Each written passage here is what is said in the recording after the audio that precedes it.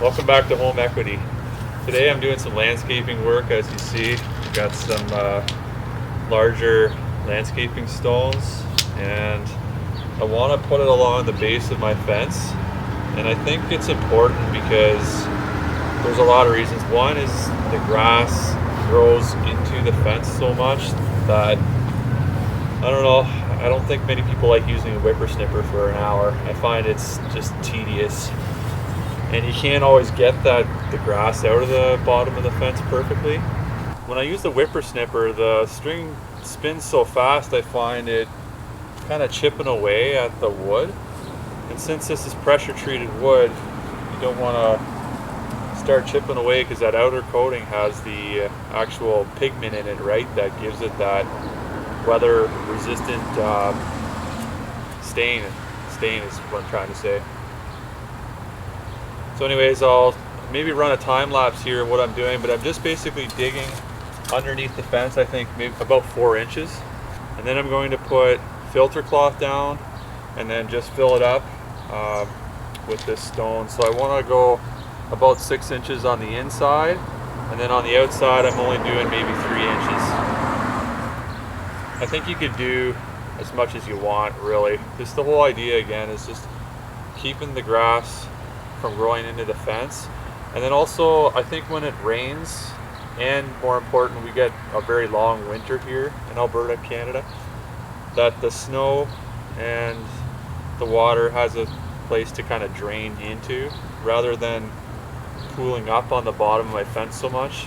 I guess with the rising cost of lumber too, I really want to protect your, protect your investment, right? You got hundreds and hundreds of dollars worth of wood. Just protect it best you can by staining it, painting it, keeping the water off, keeping the grass out of it. Grass is, it retains moisture too. It'll just wreck the fence.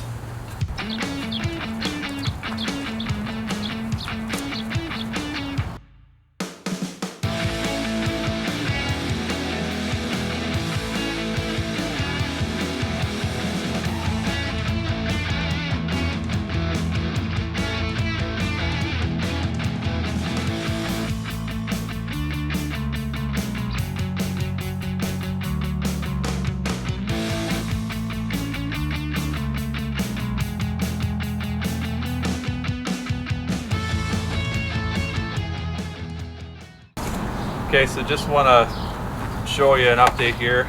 I got all the dirt removed, and like I said, it's 4 inches down underneath the fence, I think, is what I'm going for.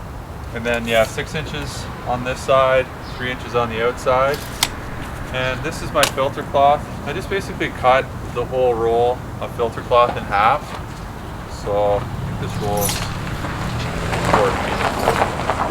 Yeah, 3 feet. So I got 18 inches of filter cloth that I'm going to cut. It is overkill, but I'd rather have too much filter cloth than not enough. So I'm just going to measure it out here and cut it.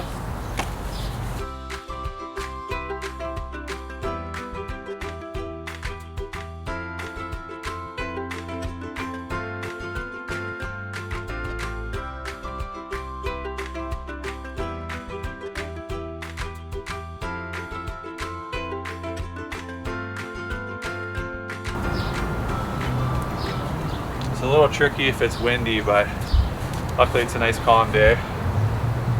So once it's in place, you can just start kind of putting some stones on just to hold it at both ends.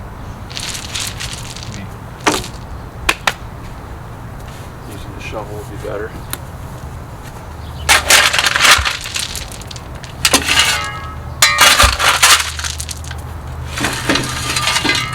And then yeah, just go to the other side of the fence. Make sure it's not folded over and fill it right up. And then I guess another thing too is if you had that lawn edging, that plastic lawn edging, if you wanted to go, and you could do like more of a 90-degree in your kind of trench you build, but I don't have that. I'm just going to fill it up with gravel, and then when I cut my lawn with the lawnmower, I'll have 2 of the wheels basically touching the gravel, and I'll always shoot my grass away from the gravel just to try to keep it clean to go along. And then the best part is I don't have to whip or snip, because I have a lot of fence I've built on the whole property. I think I have over 100 feet.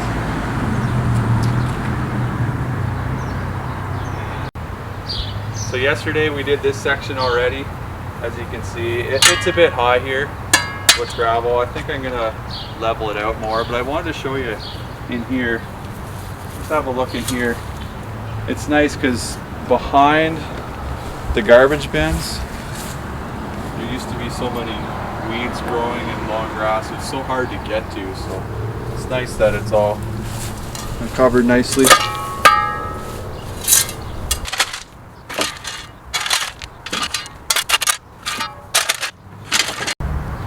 Just want to add a quick note here too.